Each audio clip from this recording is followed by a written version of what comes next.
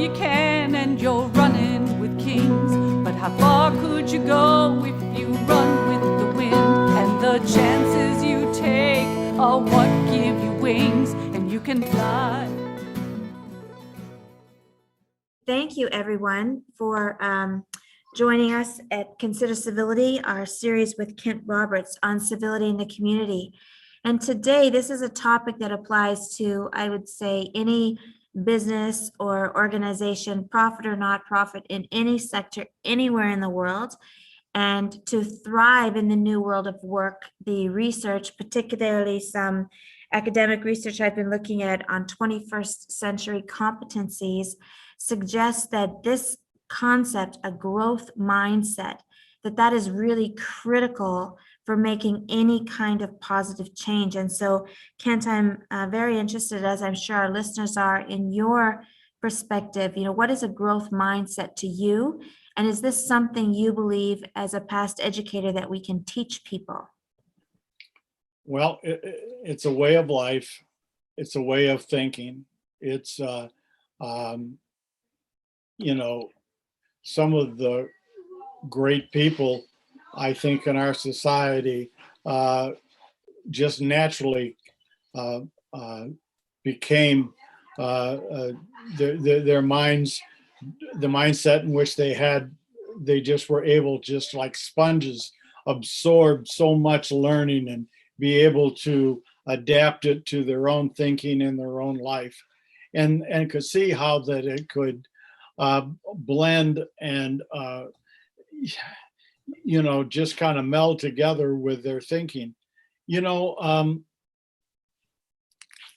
I think you're right. If you have a whole workplace full that has a growth mindset, that's more than half the battle. I don't even care what your business is.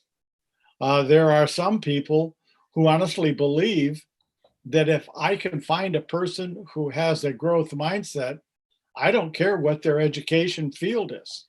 We'll take that person and they'll be successful in whatever field we put them in. We can teach them a skill, but we can't teach them to have that growth mindset, the whole idea of learning, learning for the change.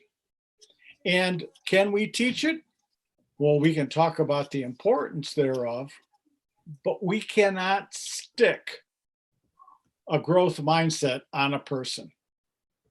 A person has to acquire that mindset.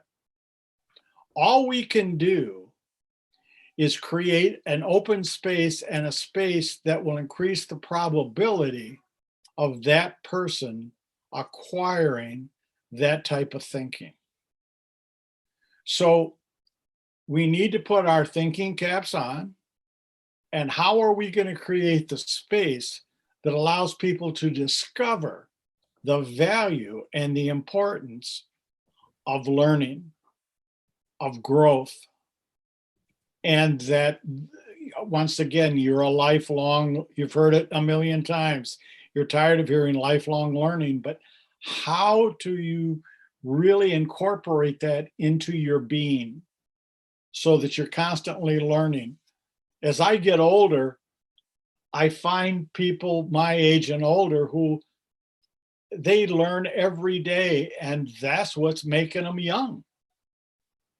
And I run across people who are just satisfied with the knowledge they have, and they're just happy with who and what they've learned, and they're not interested in the whole idea of teaching an old dog new tricks. Mm-hmm.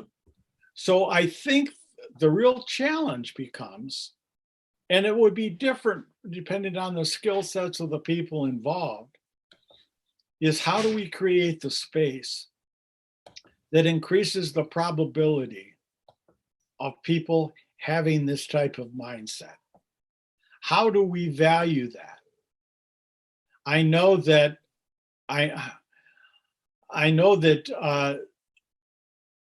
I'll give a real short example. and it's probably not very good, but you'll get the idea of this. Let's say at one company, they have what they call the whole idea of a ball and a stick or whatever it is, and if you do well, you get the whole wazoo. You get, I mean, you get tons of money because you invented or your idea, and it was that worked. And so we pat you on the back and we give you the ball. The ball was there, and that's what you're out after, the prize. And you get the prize, you got that. But if you don't get the ball, you get the stick. So the whole idea is the ball or the stick.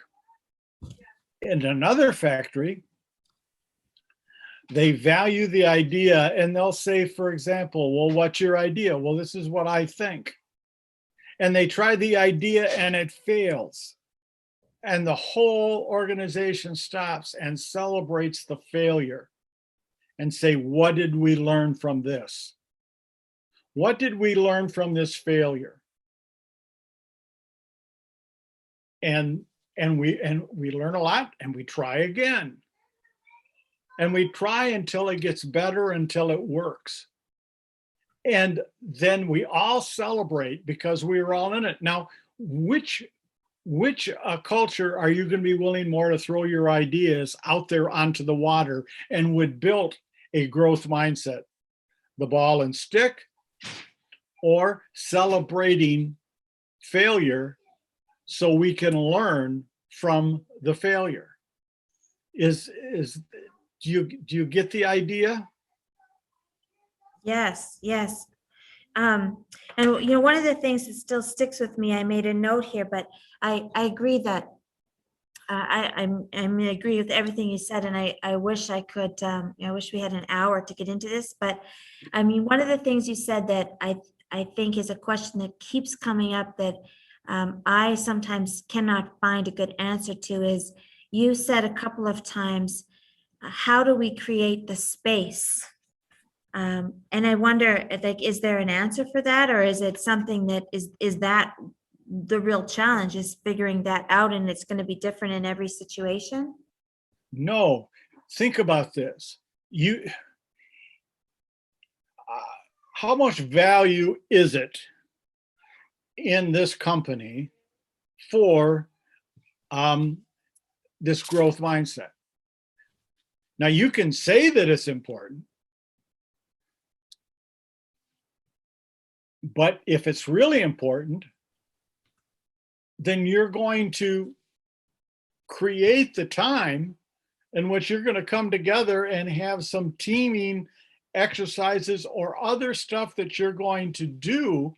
And you're going to place value in different types of training that allow people to discover their own growth mindset. So it clicks. And if you never give time, if you don't, look, I know that time is money, but if I'm going to take time away from our tasks to create a space in which we're going to do some problem solving together and try some different things together and some learning exercises, and try to do some of that, not just, I mean, I'm hoping that this is effective training and that it's worthwhile. You just don't point to it and say, see, we did it. We do some planning of what type of activity we could do that would help people kind of discover this. And you'd kind of do some different game playing or do some different teaming exercises that would allow them with a purpose, not just to build trust, though there's nothing wrong with all of that time too. But you can't have a value of a growth mindset and then never create any time for growth. Right. Okay. Yeah. That's such good advice. So I think maybe for our viewers, what we're going to ask you to do is, if you've been following along, we'd be really interested in hearing what you think about this, creating the space, and how, if you've done it in different ways, or maybe unwittingly followed Kent's advice, found, kind of discovered some of that solution on your own. We'd be very interested to hear how other people and other organizations are doing this too. And if you have found a strategy, or if you try Kent's strategy, we'd be interested in hearing from you by way of a short video clip that we can share with our audience, or by email to events@civilityexperts.com. And we welcome your feedback on this and all of the other clips. This ends our session for today, our interview with Kent Roberts, but we have, I believe, 3 more interview sessions in our series here. So we hope you'll keep coming back to Consider Civility, and thank you for your time and attention. The reason why each of us comes to this earth, and your actions will always speak louder than words, and you'll never know what you're capable of until you try.